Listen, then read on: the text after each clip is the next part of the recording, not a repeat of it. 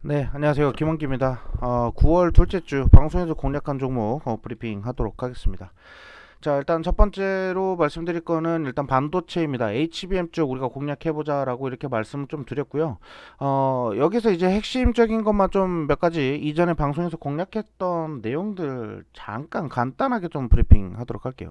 삼성전자 제가 계속 강조를 해드리는 이유가 삼성전자에 대한 그 호재 이슈가 끊이지 않고 계속 터져 나오고 있는 상황이죠. 그 기대감이 이제 결국에는 지수를 또 끌어올릴 수 있을 만한 또 원동력이 또 되기도 합니다. 자, 보시면 최근에 삼성전자 쪽으로 좀 이슈가 좀 나오는 게 있었어요. 뭐 어떤 이슈들이 있었나? 좀 보시면 제가 요거를 좀 체크를 좀 해볼게요. 자, 요 내용을 좀 보시면 될 것 같아요. 삼성 OLED 기술을 훔친 중국 BOE라고 이렇게 나와 있죠. 자, 조금 이렇게 기술을 훔친 BOE라고 이렇게 나오는데, 자, 이 BOE는 중국 기업이죠. 중국 기업인데 얘네가 지금 받은 위기는 뭐냐면 삼성의 OLED 기술을 중국에서 지금 다 쓴다는 거, 이거 예전에도 들었죠. 뭐 삼성에 있는 뭐 기술 자문들이 뭐 중국으로 고액 연봉을 받으면서 넘어가서 기술을 유출한 적도 있었지만, 또 다른 쪽으로도 삼성전자의 그 기술을 BOE가 무단적으로 이렇게 사용해가지고 기사화 됐던 게 아주 오래전에도 이슈가 됐었죠. 자, 근데 이번에 삼성이 미국 법원에다가 요거를 붙입니다. 근데 여기서 나온 결과가 뭐냐면 인정한다. BOE 여기는 지금 삼성의 OLED 기술을 확실히 훔친 게 맞다라는 식으로 얘기를 했어요. 그러면서 이제 이 승소를 하면서 삼성전자가 승소하면서 나온 게 바로 14년 8개월간 미국의 수입을 금지하는 것을 명령했다라고 이렇게 나오죠. 그러니까 결국에는 중국에 있는 BOE가 지금 미국 시장 공략하지 못한다라는 겁니다. 자, 그럼 만약에 이게 미국에서 이런 승소에 대한 결과를 얻었다라고 하면 이게 유럽이라든지 다른 국가들도 이 미국의 승소 난 부분을 포함해서 참고할 수 있겠죠. 그러면 다른 나라들도 BOE에 대한 제품을 안 받을 가능성, 또는 이거를 못하게 수입을 하지 않겠다, 또는 수입 물량을 줄이겠다라는 식의 그런 결과가 나올 수도 있는 겁니다. 그래서 이게 지금 이 이슈로 끝나는 게 아니라 추가적으로 계속 이슈가 더해질 수도 있다라고 생각하고요. 자, 어쨌든 간에 지금 여기에서 기대를 할 수 있는 거는 세계 유리 디스플레이 패널 제조업체인 중국 BOE가 미국 유기발광 다이오드 OLED 시장에서 사실상 퇴출됐다. 14년 8개월 동안 퇴출이에요. 자, 그러면 여기에서 이제 이슈는 바로 이거죠. 그러면 결국에는 삼성이 지금 미국 쪽, 북미 쪽의 그런 수요를 좀 빨리 잡으려고 공급 물량을 좀 맞추기 위해서 공장도 늘리고 있고, 예. 그런 상황이죠. 그럼 결국엔 삼성전자가 올해 3분기까지는 모르겠어요. 3분기까지는 조금 지지부진할 수는 있겠지만 그래도 좀 실적은 좀 올라갈 거긴 하고요.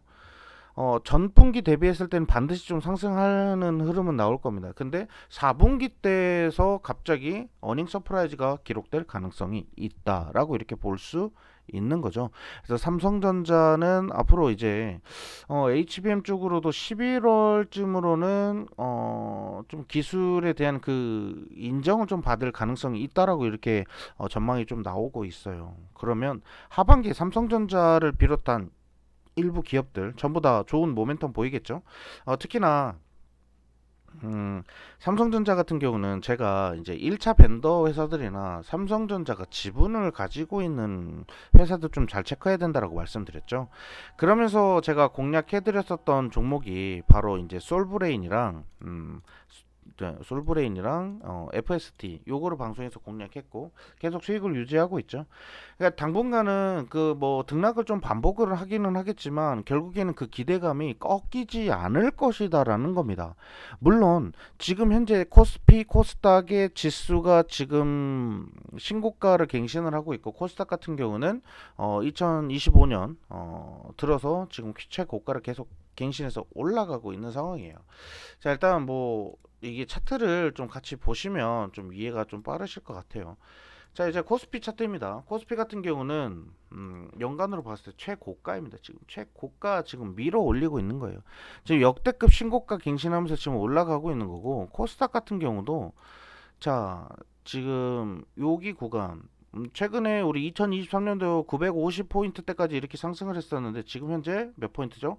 오늘장으로 했을 때 847포인트까지 상승을 했어요. 근데 최근에 올해 가장 높았던 구간이 825포인트 이 구간이거든요. 여기 구간이요. 여기 구간.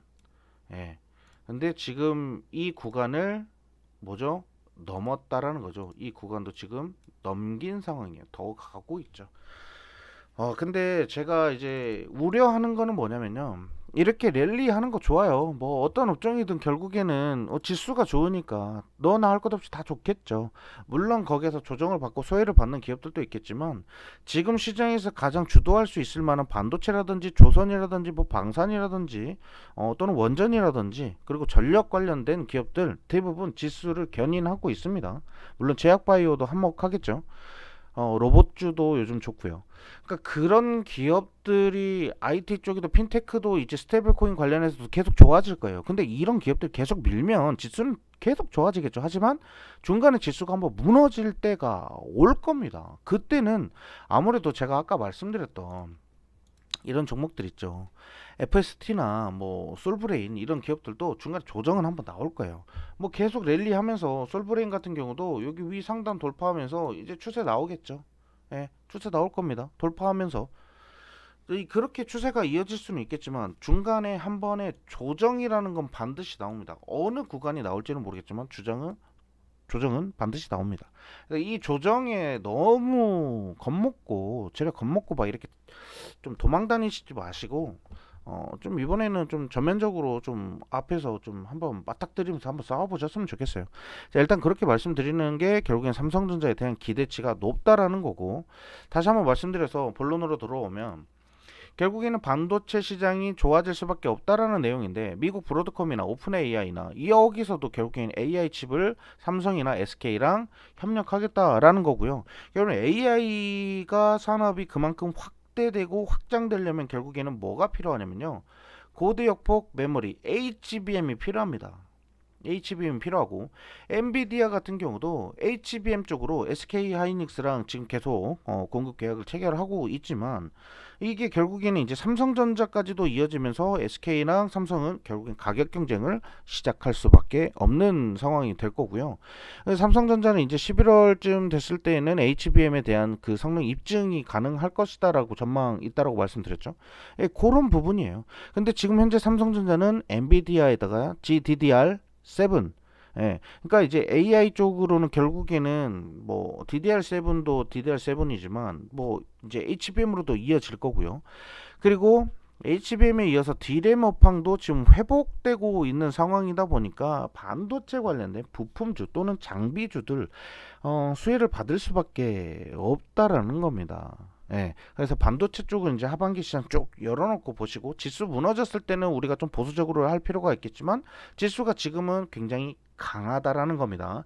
이 강한 지수 흐름을 타서 반도체 빨리 수익을 좀 만들어 가시면 좋을 것 같고 다음 화면 좀 보시면 하나세미텍에 관련된 이슈가 나오고 하나 한미 반도체 요것도 나오죠. 결국엔 이건 뭐예요? TC본더. TC본더.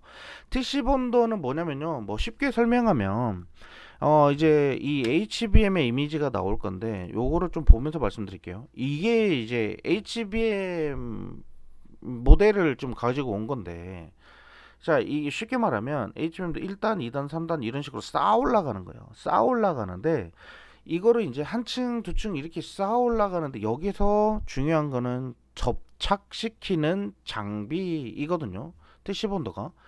근데 이 TC본더가 결국에는 뭐냐면 초정밀 본딩으로 2세대 하이브리드 본더가 출시될 것이다. 언제요? 내년 초에. 내년 초. 그러니까 내년 상반기에 이 장비가 출시된다라고 하면 이 반도체 시장의 그 지금 이 판도를 좀 뒤집을 수 있는 거고 한미반도체 같은 경우는 주가 관리를 함에도 불구하고 주주 환원을 하면서도 주가가 밀리고 있어요. 그러니까 우리 이제 한미반도체를 투자하시는 분들 같은 경우는 시기를 좀 잘 보셔야 되고요. 뭐 하나세미텍 같은 경우는 이제 하나비전이죠. 하나비전 관련해서 좀 공략해야 되는 패턴을 좀 우리가 보고 지금 투자해야 되는 시기가 아닐까 이렇게 말씀을 좀 드릴게요.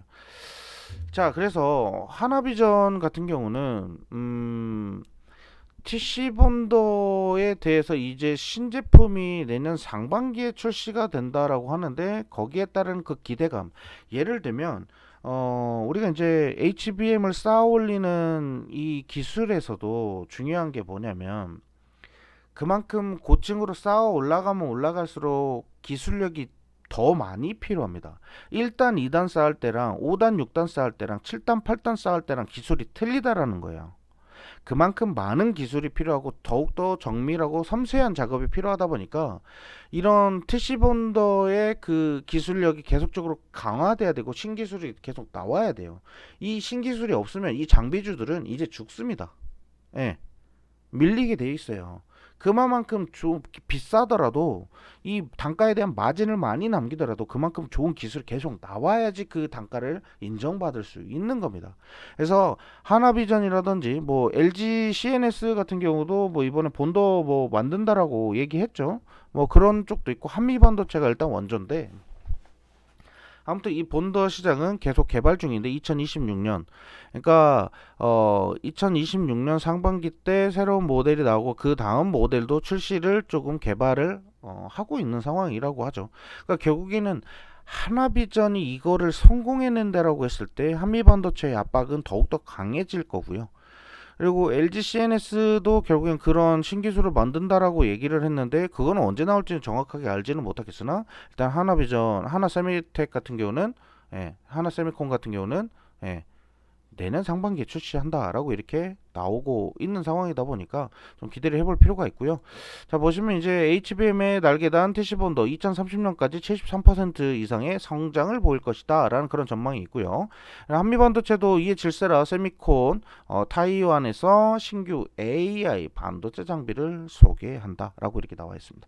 그러니까 결국에는 TC본드의 신기술들이 계속적으로 신장비들이 계속 출시가 돼야 된다라는 거고 SK하이닉스 같은 경우는 HBM4 초기 공급 주도권을 확보할 것이다 라고 나와 있고 HBM 투자에 의해서 D램 낸드 공급 부족 전망, 그러니까 결국엔 D램이랑 낸드가 공급이 부족한 상태가 온다라고 하면은 결국엔 또 그 수요를 맞추기 위해서 물량도 그만큼 많이 찍어낼 수가 있겠지만 그만큼 단가도 올라간다라는 거죠.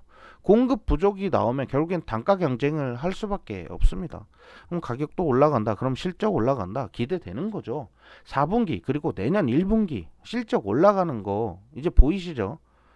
대충 이 정도로만 분석해도 보이실 겁니다. 그 정도로만 보시면 되고. 그러니까 지금 본다고 하면 TC본도 관련돼서 하나비전이나 뭐 한미반도체나 뭐 또는 LG CNS나 이런 애들 본다라고 하면 짧게 보는 게 아니라 내년도까지 보는 거죠. 길게 보실수록 사업이 좀 많이 열려 있다라고 보시면 되죠. 그 중간중간에 반도체 관련돼서 주가가 막 밀리는 그런 상황들도 많이 있긴 한데 막 크게 염려할 정도는 아닐 것이다라고 이렇게 보고 있고요. 자, 그래서 일단은 뭐 하나비전 관련해서 공략을 했고 차트는 잠시 후에 말씀드리고요. 자회사 하나세미텍이 지금 저평가되어 있다라고 이렇게 나와 있고 내년 초 HBM 필수템 반도체 장비를 출시한다라고 나와 있습니다.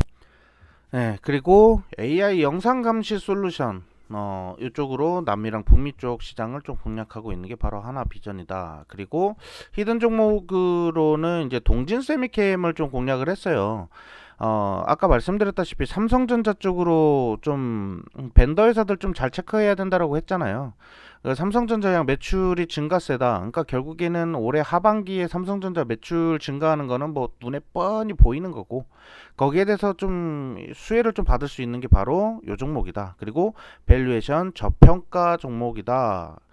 미국 정부 보조금, 미국 공장 낙수 효과 기대된다. 뭐 이렇게 나와 있는데 차트 잠시 후에 좀 말씀드리고요. 자, 동진 세미캠 먼저 보도록 할게요. 동진 세미캠 공략하고 나서 지금 계속적으로 상승하고 있어요. 수요일부터 지금 공략을 해드렸고 지금 오늘도 10% 넘게 좀 상승을 했죠.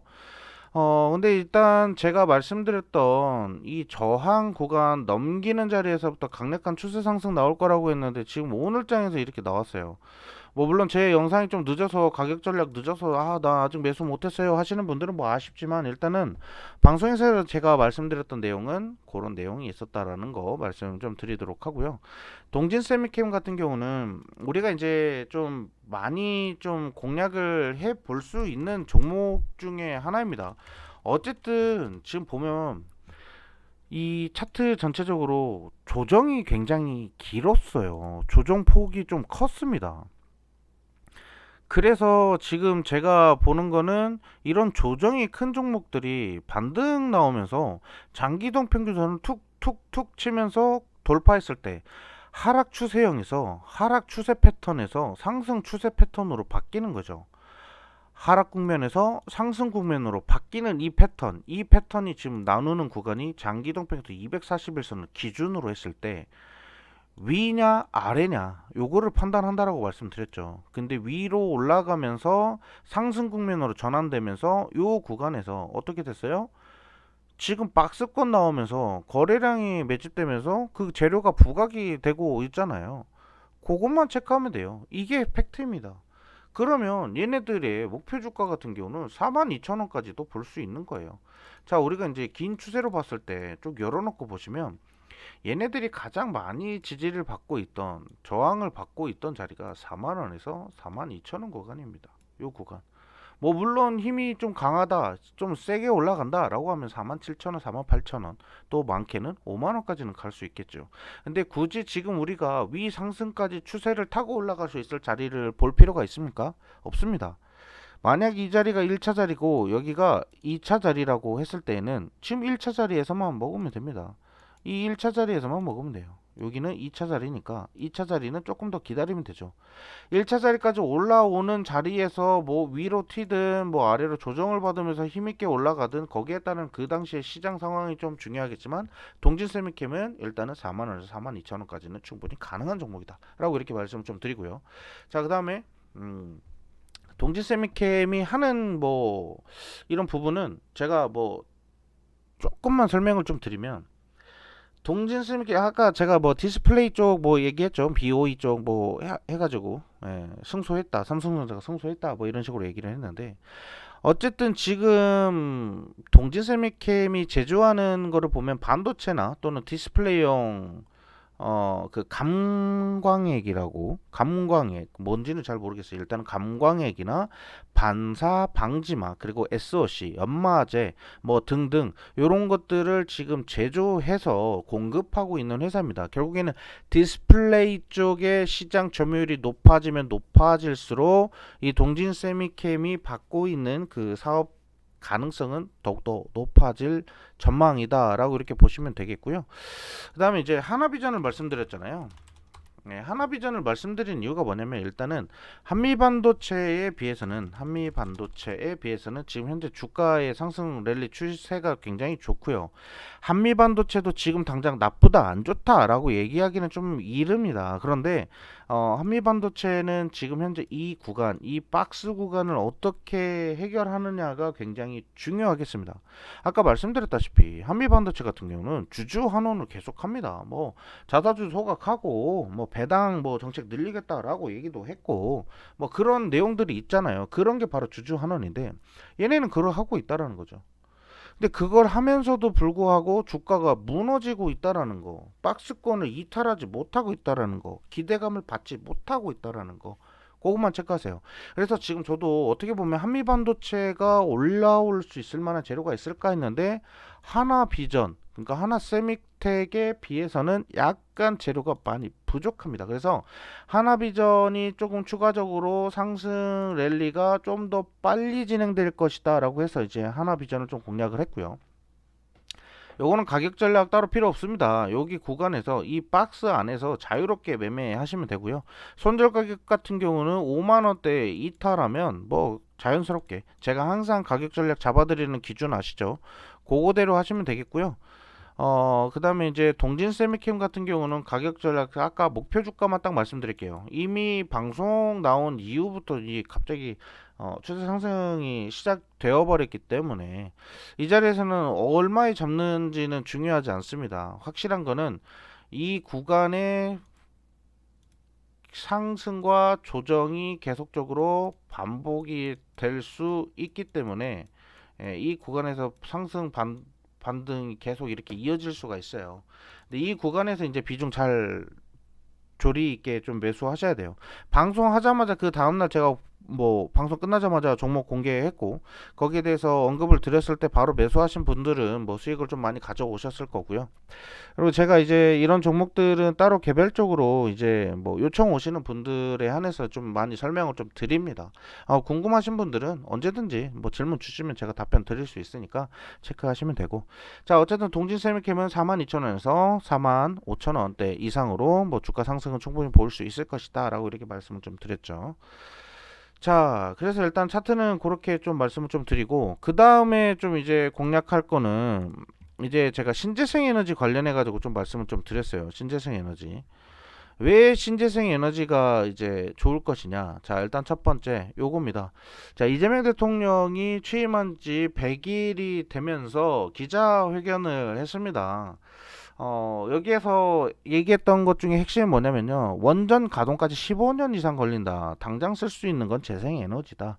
그러니까 지금 우리는 재생에너지를 집중할 때가 맞다. 근데 원전을 안 할 것이냐? 이게 아니라 탈원전 아직도 고집하느냐? 이게 아니라 원전 할 수 있으면 한다. 근데 원전을 하기 위해서는 그만큼의 부지도 필요하고 그만큼의 자금도 필요하고 또 여러 가지 위험 요소 리스크들이 다 해소가 돼야 되는데 그것까지 기다리는 데는 시간이 한참 걸린다.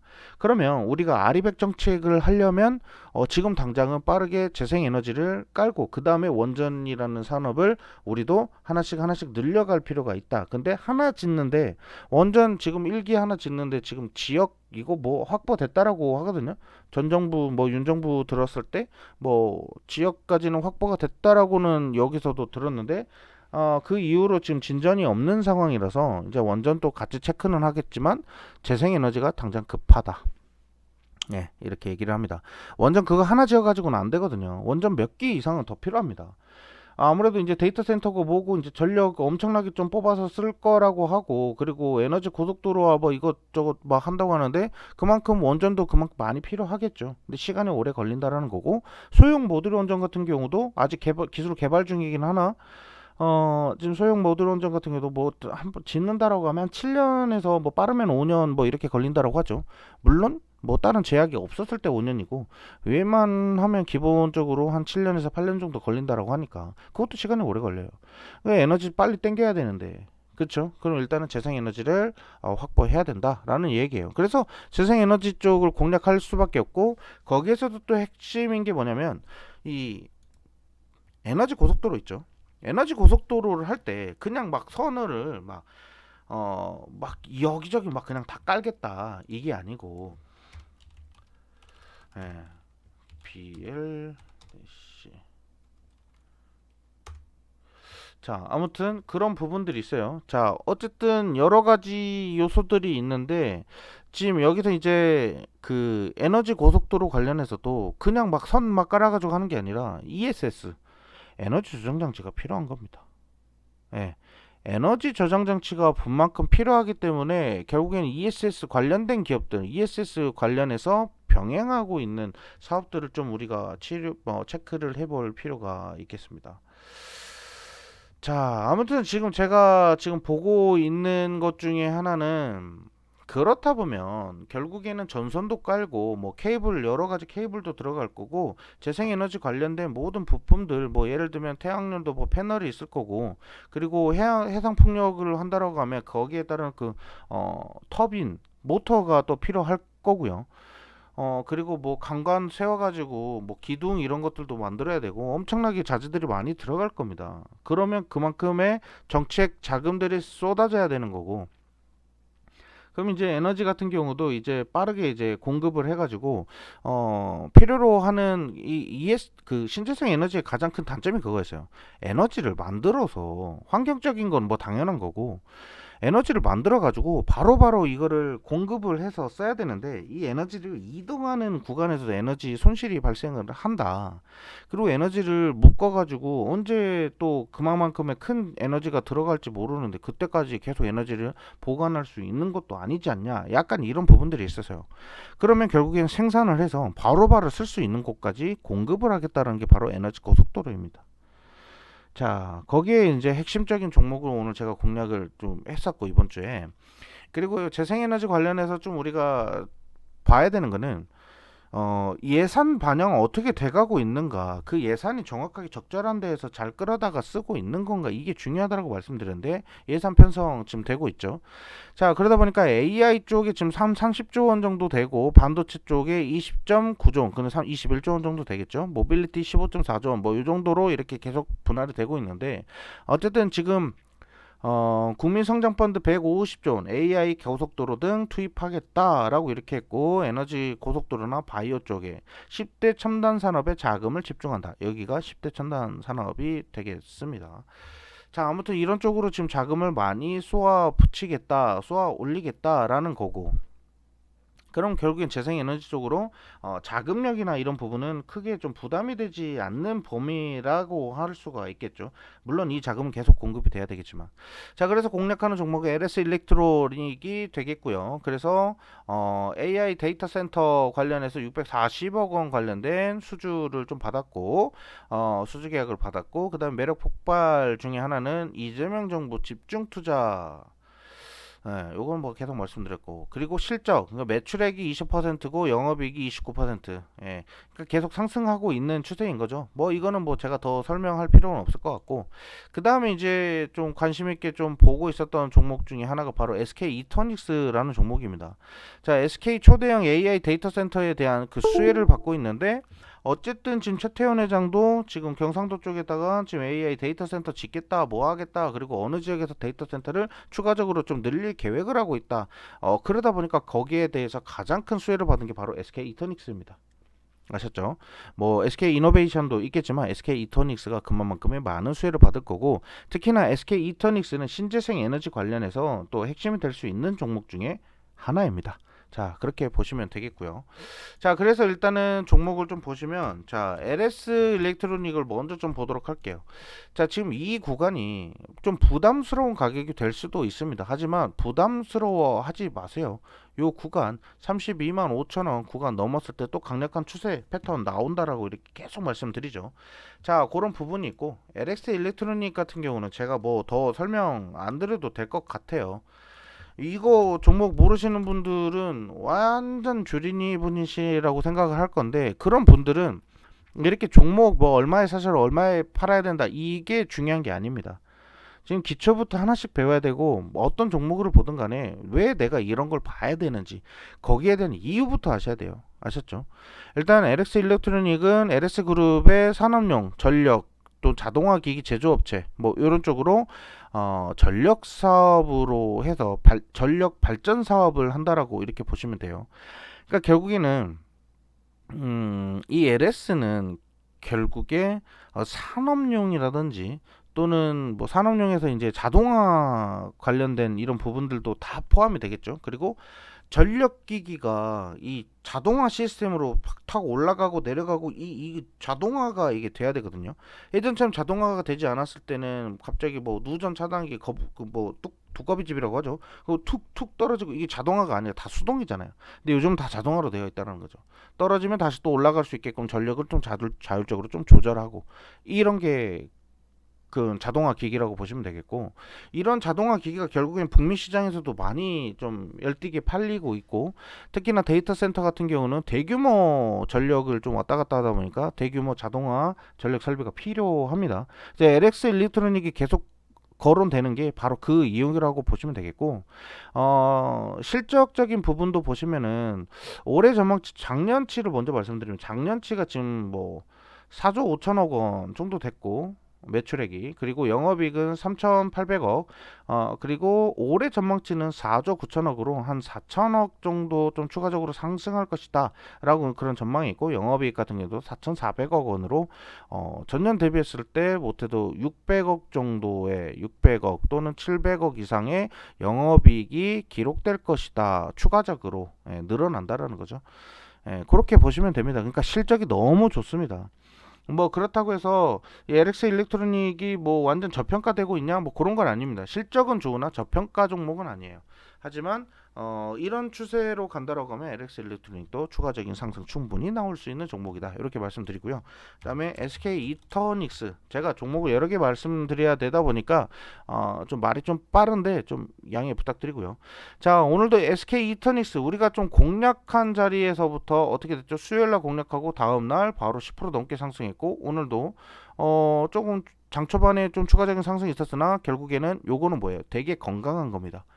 요렇게 음봉으로 갭 띄워서 출발을 했는데 이 갭을 딱 메꿨거든요. 메꾸고 나서 그 다음 추세 보셔야 돼요. 그래서 다음 주에 재생에너지 관련돼서 SK 이터닉스가 5일선 기준 또는 60일선 기준으로 살짝 조정은 나올 수 있겠지만, 여기서부터가 이제 추세 올라가기 시작했어요. 강하게 올라갈 거예요. SK 이터닉스 좀 강력하게 이렇게 좀 말씀을 좀 드리고, SK 이터닉스 어떤 사업 하냐라고 궁금하실 분들이 있어서 간단하게만 좀 말씀드릴게요. 일단 뭐 들어보셨을 거예요. SK D&D라고 있거든요. 예전에 SK D&D라는 종목이 있었는데, 여기에서 인적 분할된 기업이 바로 SK 이터닉스고요. 신재생 에너지 및 ESS 사업을 영위하고 있고, 뭐 태양광이라든지 풍력, 그리고 연료전지 관련된, 이번에 수소 연료전지 관련된 기업들도 많이 가죠. 뭐 이쪽 관련으로도 있습니다. 그래서 태양광, 풍력, 연료전지 사업으로 구성이 되어 있고, 지금 이 종목은 핵심적인 건 인공지능 뭐 관련돼선 데이터 센터 뭐 이쪽과 그리고 재생에너지 관련된 뭐 여러 가지 정책들 관련된 수혜를 받을 수 있고, 아까 말씀드렸다시피 ESS 에너지 저장 장치라든지 또는 수소 연료 전지 발전 사업으로 좀 키울 수가 있어요. 뭐 예를 들면 뭐 그런 거 있죠. 수소연료전지가 뭐냐면, 쉽게 말하면 신재생 에너지 같은 경우, 풍력 발전 같은 경우 바람이 없으면 안 되죠.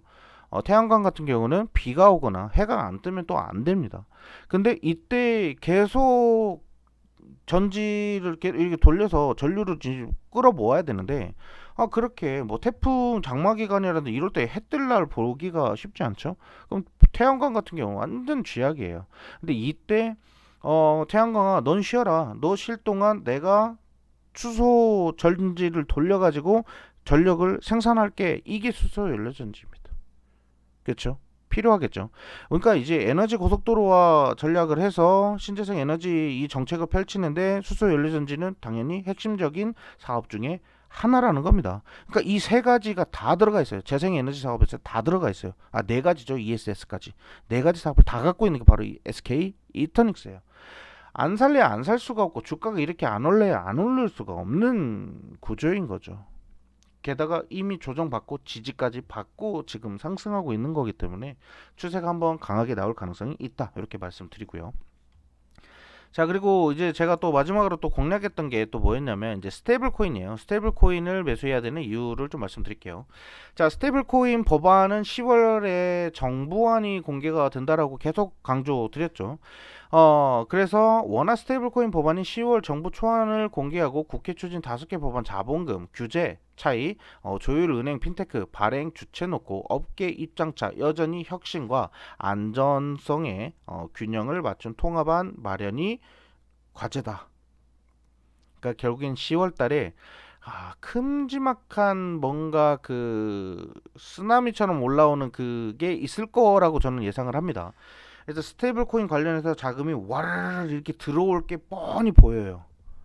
물론 이전에 정부에서 뭐 하던 거 보면은 뭐 10월에 정부안을 공개하겠다, 뭐 국회 뭐 법을 뭐 개정하겠다, 어쨌다, 뭐 여러 얘기가 나왔잖아요. 예? 근데 그때마다 밀리고 뭐 했다가 또 무너지고 뭐 하고, 아직까지 우리는 뭐 그런 쪽에다가 뭐 패권 전쟁에 우리는 아직 기술이 부족하네 어쩌니, 이따위 소리를 합니다. 그 시장의 투자 심리가 다 죽어 없어지게끔 만드는 거죠. 물론 보수적인 거 이해를 하겠지만 지금 스테이블 코인 안 하면 전 세계 패권 시장에서 예, 이게 지금 밀리는 거잖아요. 해야죠. 무리가 되더라도 최대한 안전하게 일단 시작조차는 해봐야죠. 그런 부분이에요. 그래서 스테이블 코인 관련해서 이런 기회가 좀 있겠다 싶고요. 그다음 스테이블 코인 관련해서 업비트, 기와페이 관련해서 스테이블 코인 결제를 추진하는 이런 시스템들이 있는데 이게 바로 이제 우리 기술 투자가 들어가겠죠. 그러니까 제가 예전에도 말씀드렸다시피 이 그 중국에 있는 알리페이나 위챗페이가 있잖아요. 중국인들 관광객이라 중국인들은 인구의 80에서 90%가 이 QR 코드로 결제하는 시스템을 사용을 한다라는 겁니다. 자, 그러면 이제 중국인들이 만약에 우리나라로 왔어요. 우리나라 오면은 굳이 원화로 이제 환전을 할 필요가 없이 요 QR 코드로 스테이블 코인으로 바로 결제가 시스템이 이제 된다라는 거기 때문에 제가 봤을 때는 요 시스템, 그러니까 제가 예전에도 말씀드렸던 게 바로 KCT라는 종목을 좀 말씀 좀 드렸어요. 자, KCT 차트를 한번 잠깐 말씀드리면 KCT. 자, 이 KCT가 뭐 하는 회사냐면요. 우리 이제 단말기 있잖아요. 금융 단말기 관련한 종목이라고 좀 보시면 되겠고, 이 금융 단말 시스템을 제조하고 판매를 하는 사업을 하는데, 이제 우리 이제 스마트 ATM이라고 좀 불리고 있어요. 스마트 ATM. 그러니까 우리 ATM은 은행 가가지고 뭐 돈을 기계로 인출했을 때를 ATM이라고 하죠. 근데 이제 스마트 ATM이라고 해가지고 그걸 이제 모바일 안으로도 충분히 이제 가능하게끔 이제 되는 게 바로 스테이블 코인이고요. 뭐 그리고 CBDC 뭐 관련된 뭐 그런 내용들도 들어가겠죠. 결국에는 이제 뭐 예를 들면 우리가 이제 뭐 자동으로 이제 뭔가를 결제하고 뭐 했을 때 이런 그 금융 단말 시스템이 그만큼 많이 필요하다라는 거거든요. 이제 나중에 우리 로또 사려면 로또 집에만 이제 로또를 이제 구매할 수 있도록 이렇게 했었는데 나중에 이제 로또 구매는 자동적으로 이제 기계도 설치를 할 거라고 이렇게 얘기를 합니다. 그러면 그 로또 기계를 사거나 뭐 키오스크로 뭐 결제를 한다거나 뭐 이렇게 했을 때 얘네들이 이제 다 그런 조건으로 들어가는 거죠. 디지털 화폐 뭐 CBDC 관련해서도 이제 나중에 우리가 이제 그 디지털 화폐로 인해서 그런 화폐 개념이 이제 달라질 것이다라고 이렇게 얘기했을 때도 이쪽 관련된 기업들이 좀 수혜를 좀 받았고 이번에 스테이블 코인이 도입한다라고 하면 이쪽 기업이 또 당연히 수혜를 받을 수밖에 없어요. 차트 보세요. 얘네들 지금 올라가잖아요. 얘네들 지금 이 깃발형이 나오고 있어요. 요 깃발형이 굉장히 긍정적인 거죠.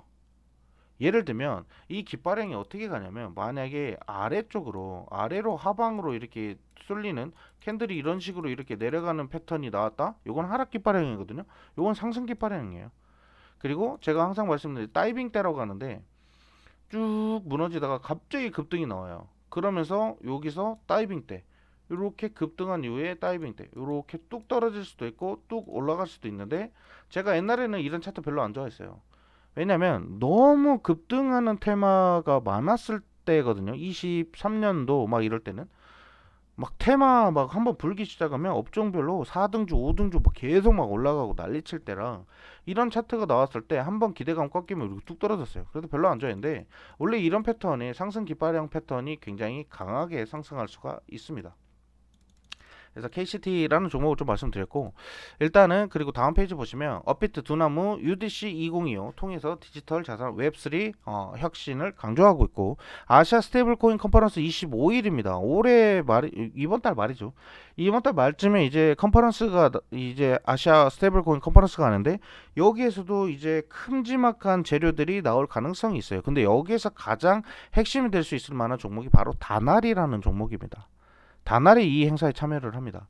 그래서 다날이라는 기업을 좀 말씀드렸고, 자, 그 다음에 관심 종목은 우리기술 투자를 말씀을 좀 드렸어요. 우리기술 투자 같은 경우는 지금 제가 공략하고 47% 한번 수익을 좀 났었죠 최근에. 그리고 나서도 이전에서도 우리기술 투자 공략해가지고 계속 추가적으로 수익이 났었죠. 자, 그리고 두나무 관련돼서 지분을 7% 가지고 있는데 적은 양은 아닙니다. 뭐 아무래도 큰 비중이다 보니까 적은 양은 아니라고 이렇게 생각을 하고요. 아무튼 두나무 지분을 가지고 있다 보니까 거기에 따르는 수혜를 받을 가능성이 있다라고 이렇게 보시면 되겠고, 아까 말씀드렸던 업비트가 뭘 했다라고요? 업비트가 기와페이를 도전한다라고 하죠. 근데 업비트를 운영하고 있는 게 바로 우리기술투자다 보시면 되겠고요. 자, 그 다음에 히든 종목 같은 경우는 중국인 무비자 알리페이 제휴에 대한 수혜를 받을 수 있는 종목이 바로 다날입니다. 그리고 국내 최초 글로벌 생태계 협업을 하고 있는데, 아까 말씀드렸던 2025년 아시아 스테이블코인 컨퍼런스에는 참여를 하는 기업입니다. 그래서 차트 한번 좀 보도록 할게요. 우리기술투자 지금 당장 매집해도 이상하지 않을 차트입니다. 이런 종목들이 한번 쏠 때 확 갑니다.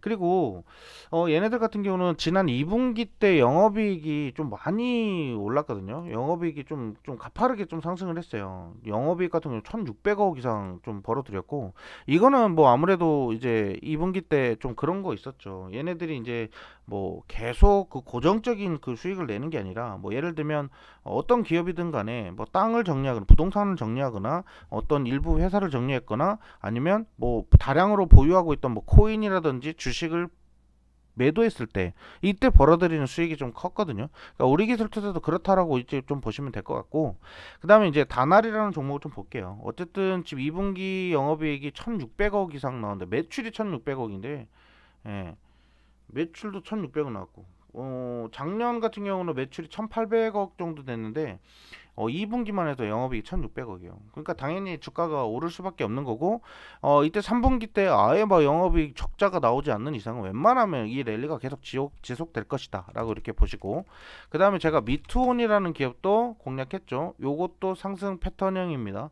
요것도 지금 언제 튀어 올라가도 이상하지 않는 종목이고, 요것도 방송에서 공략했으니까 잘 체크해 보도록 하고요. 그 다음에 다날입니다. 다날은 오늘도 올랐어요. 우리가 이제 수요일날 공략을 했고, 다음날에도 3% 정도 상승이 있었고, 그 다음에 오늘도 9% 정도 상승이 있었고, 윗꼬리 달고 좀 내려오기는 했지만, 어쨌든 이 구간도 아까 말씀드린 패턴이랑 똑같습니다. 여기 만원 구간을 돌파해서 움직이는 패턴에서부터 강력한 추세 상승이 나올 가능성이 있다, 이렇게 말씀을 좀 드려보도록 하겠습니다. 자, 그래서 지금 다날이나 우리기술투자 같은 경우는 가격 이런 거 보지 마시고요. 비중을 좀 낮게 하더라도 지금 현재 가격에서 매집하시고요. 추가적으로 매집하고 좀 비중을 좀 늘려야 되는 추가 매수 기회가 좀 올 것 같다, 그러면 제가 그때 다시 한번 더 가격 전략 남겨드려 보도록 하겠습니다. 자, 궁금하신 분들은 언제든지 010-4407-1778번으로 문의 주시면 제가 빠르게 좀 답변을 좀 드려보도록 하고요. 저희가 지금 리포트를 좀 남겨드리고 있어요. 뭐 지금 뭐 여러 가지 종목들을 좀 공유를 좀 해드리고 있는데 지금 다 수익 중이거든요. 근데 월 한 20만 원 정도입니다. 20만 원. 예, 20만 원 정도로 제가 리포트를 좀 남겨드립니다. 뭐 예를 들면 다날이라는 종목을 공략을 하는데 리포트를 쭈르륵 해요. 왜 매수해야 되고 매수해서 올라갈 수밖에 없는 이유들, 그리고 가격 전략이라든지 그 종목에 대한 뭐 추가적으로 제가 브리핑 해드릴 수 있을 만한 여러 가지 소스가 될 수 있는 정보들이죠. 그런 것들을 좀 남겨드리고 있으니까 좀 관심 있으신 분들은 요거 참여하셔가지고 리포트 받아보세요. 리포트 쪽 그 받아보신 분들 지금 수익이 계속 나오고 있으니까 그 부분 잘 참고해서 대응해 보도록 합시다. 자, 일단은 다날 우리기술 투자까지 말씀을 좀 드렸고요.